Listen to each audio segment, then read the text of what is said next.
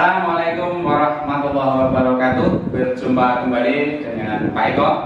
Pada kesempatan ini kita akan mempelajari satu jenis teks dalam bahasa Indonesia untuk siswa kelas 12 di semester 1, yaitu teks sejarah ya. Kalian siapkan di buku paket ada pada bab 2. Kalian bisa membuka halaman 31 ya. Kita akan belajar tentang teks sejarah.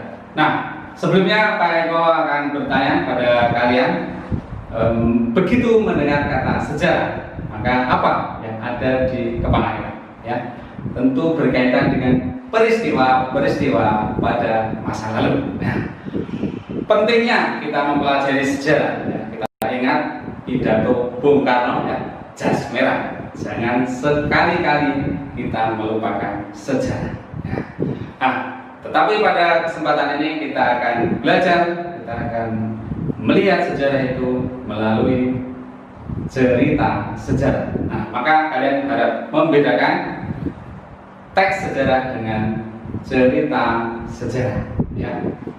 Nah, untuk cerita sejarah itu sendiri kita pasti harus mengingat bahwa cerita itu memiliki kriteria tertentu ya, yaitu berkaitan dengan peristiwa yang dirangkai secara kronologis ya, peristiwa satu ke peristiwa yang lainnya.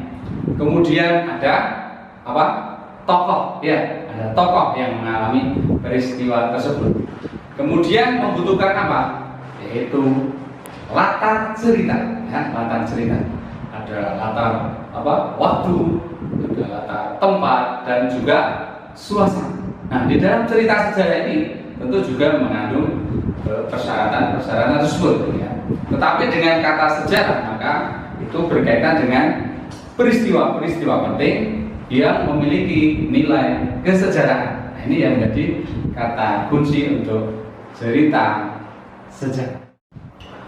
Kita lanjutkan pembicaraan tentang struktur teks cerita sejarah ya. Yang pertama adalah pengenalan situasi atau yang biasa disebut dengan orientasi. Nah, kalian tentu saja sering ya mendengar istilah orientasi ya. Ketika kita masuk dalam sebuah organisasi, ketika kita masuk di sebuah sekolah yang baru, kita mengalami masa, yaitu masa orientasi. Nah, tentu kalian ingat apa itu makna orientasi. Di situ ada pengenalan. Ya. Di dalam cerita sejarah itu, pengarang mulai memperkenalkan apa yang diperkenalkan. Ya. Bisa berupa latar cerita. Ya. Nanti di dalam cerita sejarah itu ada latar cerita. Bisa mulai digambarkan, bisa mulai ditampilkan oleh pengarang. Kemudian juga bisa mengenalkan tokoh, ya, bisa mengenalkan tokoh. Ya, itu pada bagian pengenalan situasi cerita. Bagian yang kedua adalah pengungkapan peristiwa. Ya. Pada bagian ini, tokoh mulai memunculkan adanya permasalahan. Ya.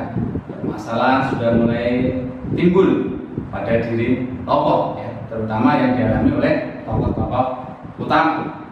Kesukaran mulai dihadapi oleh tokoh dalam cerita tersebut. Nah, yang ketiga, unsur yang ketiga yaitu menuju konflik. Ya, menuju konflik ini tentu kalian sering mendengar istilah konflik, ya, yaitu adanya pertentangan, pertikaian. Masalah yang sudah diungkapkan oleh pengarang pada unsur yang kedua tadi ini mulai diperjelas ya, sudah melibatkan berbagai pihak, berbagai tokoh.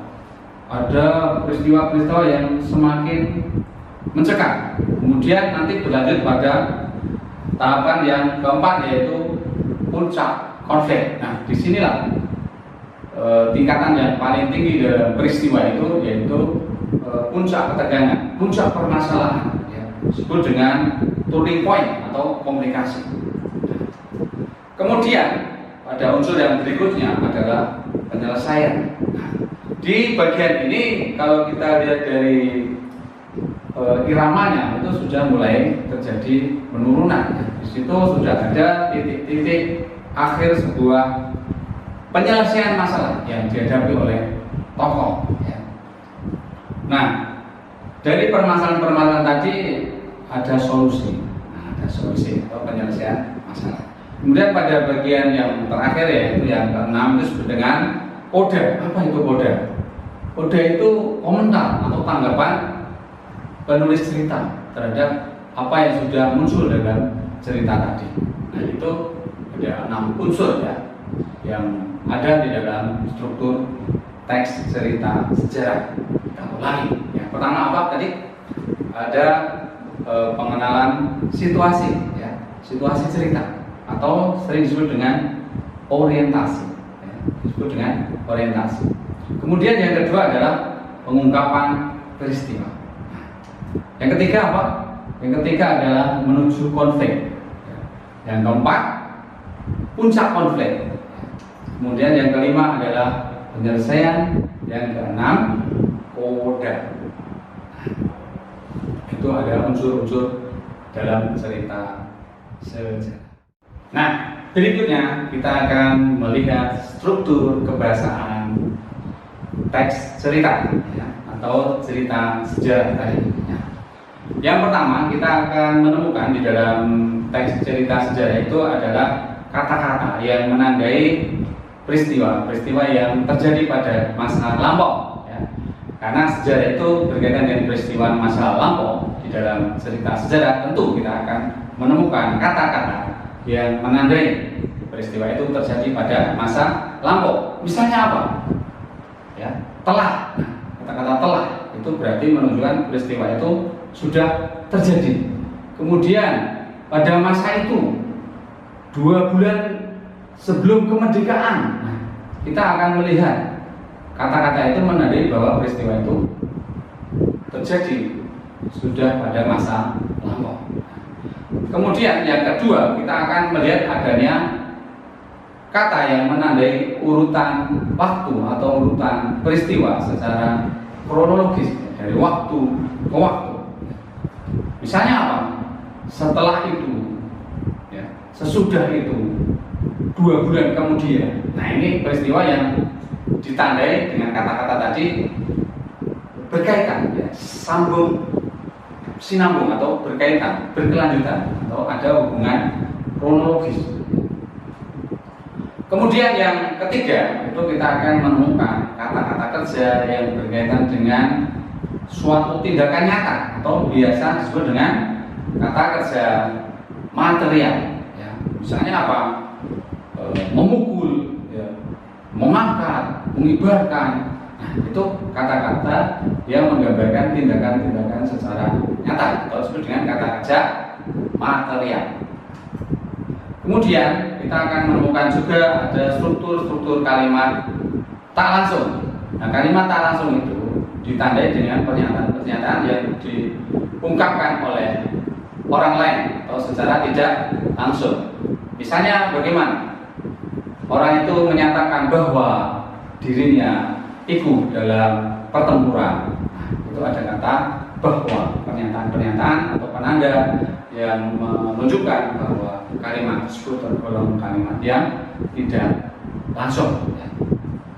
Kemudian kita juga akan menemukan kata-kata kerja yang berkaitan dengan pikiran, yang berkaitan dengan perasaan tokoh, ya, perkiraan-perkiraan yang akan terjadi, harapan-harapan. Nah, itu juga menandai adanya cerita sejarah. Ya. Misalnya Gajah Mada memahami jalan pikiran Senopati Gajah Mungkur. Nah, di situ dari kata-kata yang menandai pikiran, perasaan seseorang. Dia merenung. Nah, dia merenung. Ini ada di dalam pikiran dan perasaan tokoh. Berikutnya kita akan menemukan adanya pernyataan-pernyataan atau kalimat-kalimat yang berupa dialog. Ya, dialog. Ya. Perbedaan dengan kalimat tidak langsung tadi. Kalau dialog di sini kita akan melihat bahwa itu adalah tuturan langsung dari tokoh. Kalau dari sisi penulisannya, kalian tentu bisa melihat di situ ditandai dengan tanda petik, ya, yang diupdate dengan tanda petik itu adalah dialog langsung. Kemudian nanti akan ada tokoh yang mengatakan, ya, misalnya tunggu kata Gajah Mada, misalnya. Nah, itu berarti ada dialog yang muncul di dalam cerita tersebut. Berikutnya ada kata-kata yang menyatakan sifat atau pendeskripsian tokoh. Ya, di situ bisa menggambarkan deskripsi secara fisik ataupun deskripsi secara non fisik. Misalnya berkaitan dengan penampilan tokoh, misalnya laki-laki yang berbadan kekar, ya, ataupun wanita yang tua renta. Nah, itu menggambarkan adanya deskripsi fisik tokoh. Ya. Gambaran-gambaran atau deskripsi non fisik bisa juga diungkapkan, ya, misalnya guru yang baik itu, pemimpin yang bijaksana itu. Nah, itu adalah gambaran-gambaran atau deskripsi tokoh. Nah, jadi ada berapa tadi untuk kaitan dengan ciri kebahasaan cerita sejarah? Ada 7. Nah, ya, demikian pembelajaran kita pada hari ini tentang teks cerita sejarah. Mudah-mudahan dengan membaca cerita sejarah kita bisa mengenang peristiwa-peristiwa di dalam sejarah, ya. Tetapi kita harus ingat atau sadar betul bahwa teks cerita sejarah ini tidak sama dengan teks sejarah. Kalian harus bisa membedakan mana yang merupakan faktual yang ditemukan di dalam teks cerita sejarah dan mana yang merupakan fiktif atau imajinasi dari si pengarang itu, sehingga kita bisa membedakan dan mengambil nilai-nilai yang ada di dalam cerita sejarah dan kita implementasikan di dalam kehidupan sehari-hari. Kita bisa mengakui kehebatan pahlawan-pahlawan pada masa lalu dan kita termotivasi, ya, untuk meningkatkan pembelajaran, untuk meningkatkan prestasi, sehingga kehidupan kita di masa yang akan datang itu juga bermakna, juga bermanfaat bagi bangsa ini, bagi keluarga, dan juga tentu bagi diri kita sendiri. Terima kasih, tentu semangat untuk belajar. Assalamualaikum warahmatullahi wabarakatuh.